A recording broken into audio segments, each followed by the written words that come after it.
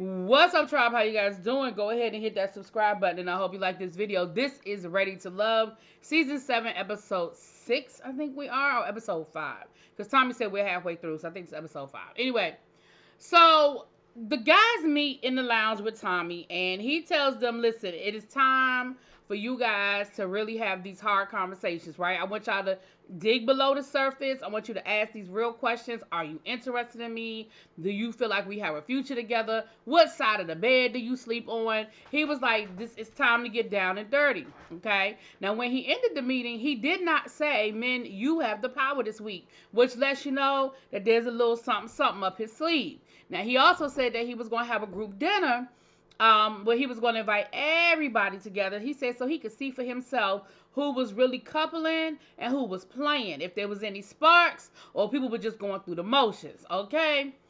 Now, the first date we see a group date. We see Anthony, Blake, Lyndon with Suzanne, excuse me, Cynthia, and Mercedes. Yeah, I think Mercedes. This was a fun date. They went to an obstacle course. It looked like an adult playground. It really looked like fun. And everybody looked like they were having fun. About halfway through the obstacle course, child, they said, forget this obstacle course. We're just going to kind of do our own thing. Somebody pulled out some water guns, and they started running around like a bunch of kids. And they really looked like they had a good time. They had the giant Connect Four, the giant Jenga. They had the big inflatable water slide. So it looked like it was fun, right? So first we see Anthony kind of go off to the side with Suzanne. Now we know that Suzanne really has a connection with Blake. No, I'm sorry, Mercedes. Now we know, I'm sorry, so forget about that. So Anthony and Mercedes kind of went off together to have a conversation, and he said, listen, they were playing Connect Four, so he was like, listen, if I win, whoever wins gets to ask the other person a question, anything they want to know. And she was like, well, that's kind of broad. What do you mean ask anything? And he was like, I mean, just open, whatever, anything you ever wanted to know, just, ask me the question. So she was like, okay, all right. So then, so she says, well, I've been feeling you, but I feel like I'm not your speed. Like, I feel like, you've done so many things. You have so much going on that I feel like maybe, and I feel like she was sort of down in herself. Like, maybe she didn't use these words, I'm not good enough or whatever, but I feel like she was thinking, okay, I'm kind of I'm out of your league kind of thing. And he was like, no, like maybe, okay, maybe those are things that I want to experience with you. Maybe there's a lot of things that I haven't done that maybe we could do together. And so she was like, oh, okay, cool. I'm like, all right, girl, don't be counting yourself out. So then we saw Lyndon have a conversation with Suzanne. And again, like I was getting ready to say a minute ago, child, Suzanne ain't thinking about nobody but Blake, okay? So they had a nice, pleasant conversation, but ultimately, I mean, she let Lyndon know, like, I like you like my brother, like a friend, like you cool. But definitely, they had an okay connection, but not nothing like, again, her connection is really with Blake. So then Lyndon had a conversation with Mercedes. And Mercedes really shot him down. Like, I never really thought of you. Like, I wasn't really thinking of you like that. So in Lyndon's mind, he still got a chance with Suzanne. Like, she's still one of his top picks. And I'm like, but is she though? So we saw Anthony having a conversation with, did we see him have a conversation with Cynthia? With Cynthia. And again, they like each other. There's a connection there between the two of them. And then we saw Blake and Suzanne have their conversation. And it got very, she was very much like, listen, I'm feeling you and you are my connection. And, she climbed in his lap and they kissed. And, so very clear of who she was saying is my number one and where I stand in this whole process. And this is around the time when people start basically choosing a number one, choosing that person. So then we saw Blue, and he went out on a date with Jeffrey. I don't feel no sparks. Like, I feel like the conversation was very forced. It was very much, hey, how you doing? Hey, how you doing? How your kids? My kids are good. How your kids? My kids are good. Yeah. So how's your baby doing? Oh, he's spoiled. This morning, he wanted some toast with his eggs, man. And I just felt like it was very forced. But they seem to enjoy the conversation. I don't know, child. I don't.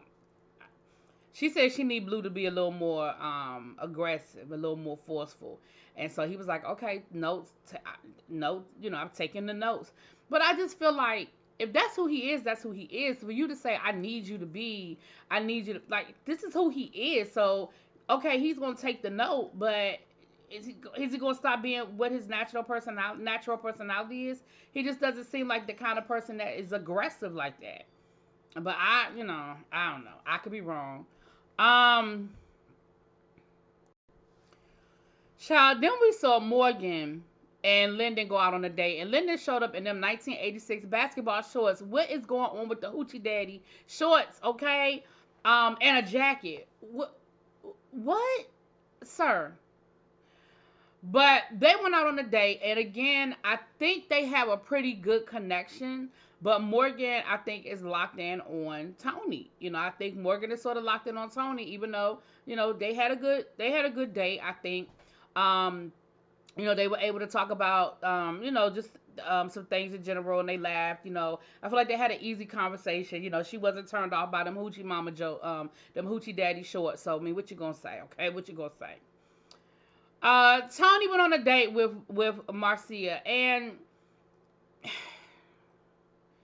I don't think he had no major sparks with her. Like, they had a decent conversation, but again, Marcia, she was like, I'm slow, to trust. And he was like, well, what do I need to do to gain your trust? Like, and she was like, well, I mean, I just need to know that you're taking the process seriously and that you're here for and for me to trust the process, for me to be able to trust you, for me to, I'm just slow to get used to this. Girl, this a month-long process. You can't be slow. And you can't wait for them to be slow. Because they not going to be slow. Because they in it to win it. They trying to make some things move. Okay? They trying to make some things move. Okay? So then we had another double date. We had Mark Anthony, Joquisha with Tony and was it Mercedes? I think it was Mercedes, child. I don't have my notes in front of me. I'm sorry, y'all.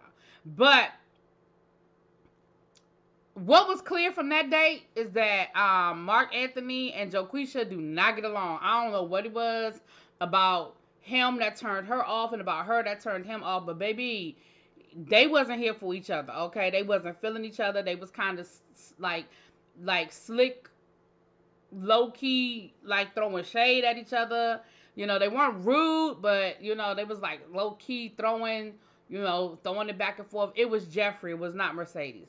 Now, Jeffrey and Mark Anthony, they have a connection. And so Mark Anthony was like, yeah, I ain't really feeling Joquisha like that. So I'm going to just continue to focus on my connection with Jeffrey and continue to build that connection.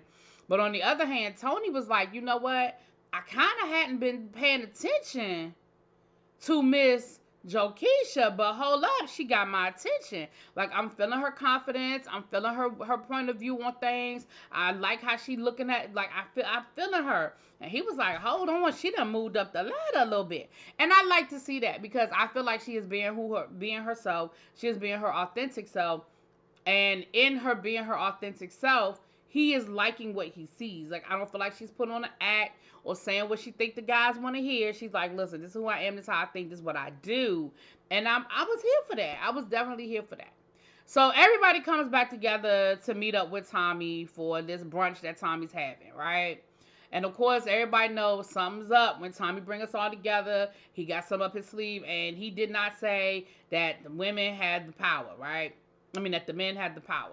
So first he talked to the guy, to everybody. He said, "Listen, I had a talk with what's his name, Andrew, and he is over his COVID, and he wants to come back into the process. Is that cool?" Well, the reality is a few people wasn't cool with it, but nobody verbally said it. Everybody verbally was like, "Yeah, let him come back. Yes, let him finish what he started. Okay, cool, cool, cool." I told y'all last week he was coming back. Didn't I tell y'all last week he was coming back? So he came back, and everybody, and he said, he appreciated the fact that, most people, you know, that he was cool with most people. He said, but he was a little disappointed in Mercedes because he felt like they had a connection and she didn't call to check on him. She didn't reach out to him. She didn't, check in, and he was a little disappointed in that. He was like, I respect, that's how she feeling. That's cool. But I was a little disappointed that I thought we were building a connection, and I had COVID, girl. You didn't even call to see how I was doing, okay? Of course, Tommy said, "Listen, I'm gonna give everybody an opportunity to give their top, their bottom, and tell me why. Like, who you feeling, who you not feeling, and I need to know why, right?" So he went around the room, and a lot of the ladies were saying they wasn't really feeling Anthony, and most of them weren't really feeling Anthony because they really hadn't had an opportunity to spend time with him. Like, he hasn't been intentional in dating them and reaching out to them. And one of the women, I think it was Marcia, even said, "Me and him seem to have a really good connection outside of the process, but once we're in the process, like, we don't connect." So yeah, outside of here, I see you out in the streets. Maybe we talk on the phone, and that's cool. But within the process, you're not asking me for dates. We're not spending any time together. So of course Blake came up, child. And then of course we had to get Jeffrey, Blake, and Suzanne. I'm so sick of that storyline. I'm sick of that damn love triangle. And basically Blake said that what Jeffrey said was not true. That he never had the conversation that she said they had, and he never said the things that she's saying he said. Now, granted, it's my word against yours, so it's going to be Jeffrey's word against Blake's. Nobody knows the truth. You can only go by who you feel, who you choose to believe. And Lyndon was like, "Look, Blake my boy, but I believe Jeffrey, I feel like Jeffrey might be the one telling the truth, But I feel like everybody was just kind of over it. It got really ugly. The tension was really high, And then Tommy basically said, "Look, basically one guy and one girl going home. So this y'all last chance. Plead your case. Reach out to your people." He said, "We do still have to save, so you can still, they can vote unanimously to save somebody's connection. But ultimately, that's it." He said, "We halfway through this process, and it's time to get rid of the dead weight." Okay? And that's pretty much the episode, child. Y'all let me know what y'all think. I will talk to y'all later. Peace.